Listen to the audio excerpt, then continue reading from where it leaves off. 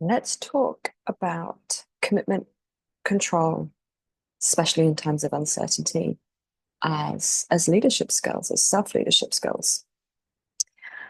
So lots of the people I work with, whether in individual coaching or when I mentor facilitators, a really common trend is I notice people get really caught up in the what, and really caught up, really focused on outcomes, the excellent, the tangible results of whether that's a workshop they're leading, their definition of success.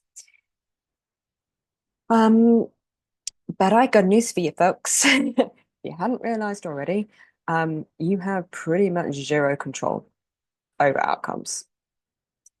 Even if you control all of the inputs, which let's face it, in life very rarely happens, um, there is still no guaranteeing that is going to produce the outcome that you want. At which point, a lot of my clients like start to freak out a little bit. Their nervous systems go a little haywire. Like, oh no, I don't have control.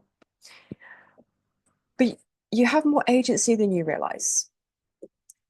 Because rather than focusing on controlling outcomes, the place where you do have choice is your orientation to what's happening. So let's talk about some of the things that you can commit to, even in chaos, that restore a sense of agency, a sense of fulfillment, and at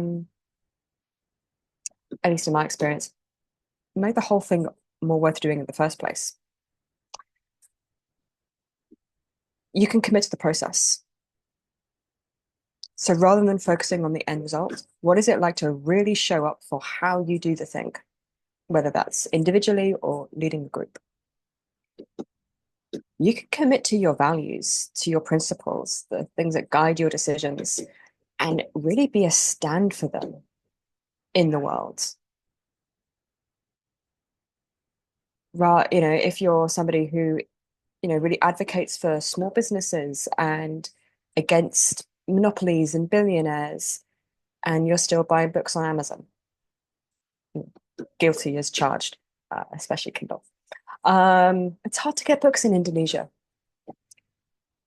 Can you, can you, rather than sort of, yeah, it can be so easy to get caught up in that. What doesn't matter? Like me not buying a book on Kindle is not going to affect Jeff Bezos's bottom line.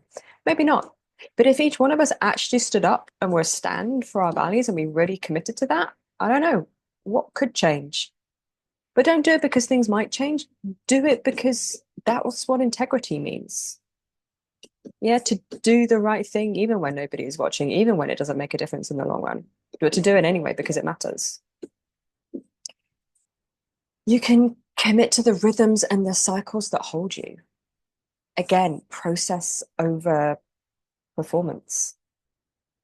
You can commit to presence and practice,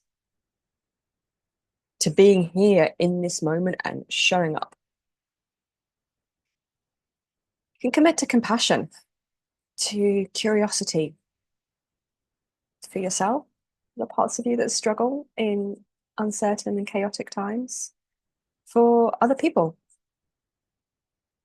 Because I don't know, I think I think nearly all of us are having a really hard time at the moment. So what would it be like to commit to being compassionate, to caring, to being kind?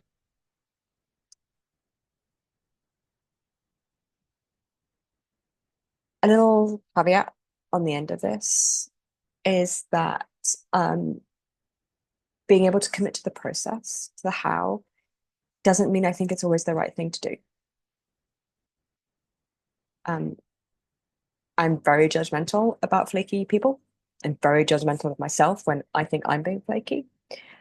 And I really want to make space for quitting when the time is right.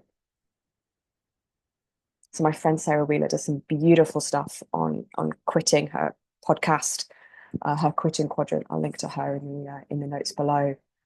Um, sometimes letting go is the commitment. So being committed doesn't mean toxic resilience. It doesn't matter staying at all costs. It's about having something to tether yourself to in the storm. And sometimes being committed to your values, to your rhythms, to presence, to compassion, that does mean letting something go. Sometimes it means staying the course. It depends. One of the only three answers to any question. The other two are practice and reveal your experience, in case you're interested. So yeah, I'm curious. What are you a commitment to, regardless of what the outcome is? If you could let go of your attachment and expectations, what are you a commitment to doing regardless? Please share below. Love to hear from you. And yeah, what else might you be a commitment to? What have I missed on this list? Right. Thanks so much for being here. I'll see you next time.